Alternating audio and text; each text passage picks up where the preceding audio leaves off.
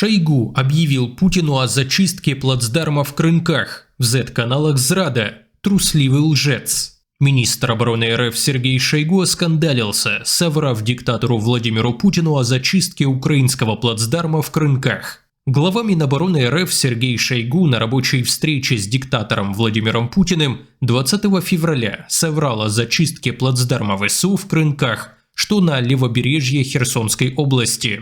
В Z-каналах истерика по этому поводу. Я подтверждаю его генерала ВС РФ Теплинского доклад. Это действительно так. Крынки зачищены. Мы встали фактически по всему побережью реки Крынки и Конки. На сегодняшний день там не только наблюдательный пункт, но там стоят войска, заявил Шойгу. Российский Z-канал ВДВ за честность и справедливость, связанный с офицерами ВС РФ, которые орудуют на этом участке фронта, опровергли эту информацию. Теплинский доложил Минобороны, что населенный пункт Крынки зачищены. Шойгу доложил президенту, что Крынки зачищены. Хотя на самом деле все не так. Противник продолжает удерживать плацдарм в населенном пункте Крынки и регулярно делает там ротацию, а мы в группировке войск Днепр под командованием Теплинского пока никак не можем этому кардинально помешать. Теплинский трусливый лжец, написали офицеры ВС РФ.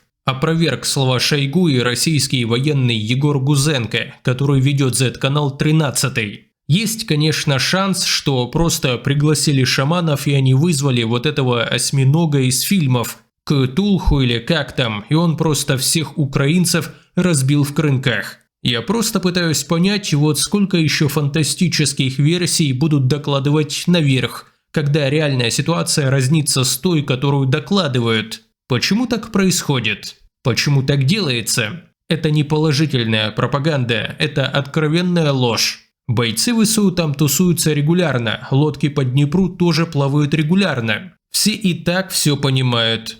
Для чего врать?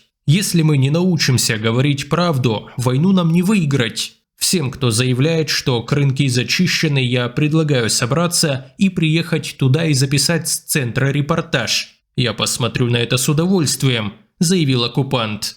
А тем временем армия РФ попыталась воткнуть флаг в Крынках и пожалела. Нас бросили в топку, мы мясо. Рота ВС РФ, которая попыталась водрузить флаг в Крынках на Херсонщине, была уничтожена силами обороны Украины. В российских Z-каналах 17 января траур из-за Крынок. Попытка водрузить в селе флаг России обернулась грандиозным разгромом. Об этом откровенно пишет российский Z-военкор Романов. В среду ряд Z-каналов разразились восторженными сообщениями о том, что в центре Крынок установлен флаг РФ. Радость оказалась преждевременной. Романов вскоре уточнил, что флаг РФ в селе продержался всего час, а ради этой безумной пиар-акции была угроблена рота ВС РФ. Крынки, Херсонская область. Бойцы уточняют, флаг простоял всего час. Это была показушная задача командования. О взятии контроля над населенным пунктом говорить не приходится. Идут тяжелые бои, написал пропагандист. Он также опубликовал на своем канале цитату российского оккупанта, который участвовал в этом штурме. Военный РФ в истерике и обвиняет командиров в том, что солдаты для них просто мясо. Это конец. Сводную роту бросили с морпехами на штурм. Я был в этой сводной роте. Нас там просто разбили. Сверху все время нас контролировали и наводили точно по пехоте. Зачем так делать? Просто как мясо. И толку ноль. Я только с восстановления и уже бросили в топку, возмущался российский оккупант. Отметим, что Крынки – это левобережный плацдарм украинской армии в Херсонской области. Уже более 2 месяцев армия РФ несет колоссальные потери, пытаясь выбить оттуда ВСУ. Успехов не имеет.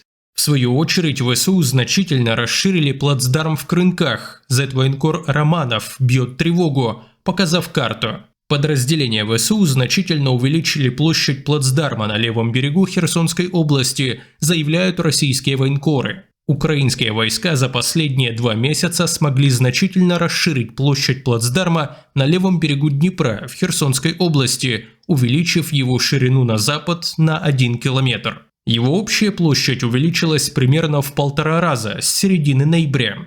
Об этом сообщил российский Z-военкор Романов со ссылкой на источники в российских подразделениях. По словам Романова, украинские войска удерживают плацдарм в районе села Крынки, расположенного в 10 километрах от города Новая Каховка. Несмотря на предпринимаемые усилия, россияне так и не смогли выбить ВСУ. Желтым отмечена площадь на западе населенного пункта, общей протяженностью в 1 километр, на которую смог продвинуться противник относительно обстановки 19 ноября 2023 года, пишет военный пропагандист РФ. Этот успех украинских войск является важным шагом на пути к полному освобождению Херсонской области. Если украинские войска смогут продолжить наступление и расширить плацдарм еще больше, они создадут угрозу для тылов российских войск. Российские войска пытаются остановить наступление украинских войск, но пока безуспешно. Российские подразделения несут значительные потери в живой силе и технике. Эксперты считают, что расширение плацдарма украинских войск на левом берегу Днепра является важным фактором, который может повлиять на ход боевых действий в Херсонской области.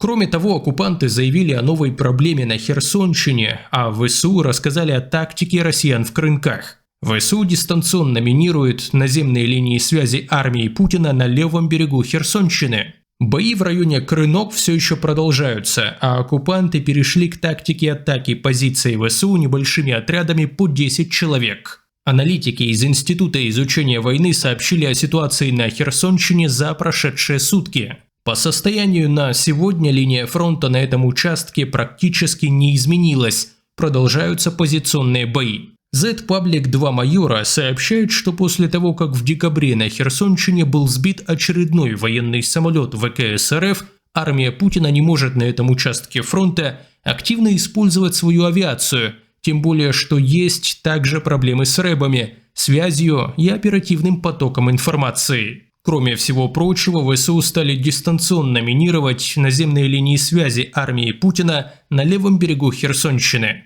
Украинские защитники заявляют, что в районе Крынок оккупанты стали атаковать их позиции небольшими группами по 10 человек. При этом у ВСУ есть проблемы в виде неспособности быстро эвакуировать раненых и погибших с левого берега на правый. Также большой проблемой являются дроны. Тем временем партизанское движение АТЭШ сообщило о создании в Крыму множества ремонтных баз, чтобы компенсировать большие потери ВС РФ в военной технике. Более того, новая такая база уже строится на севере от Евпатории.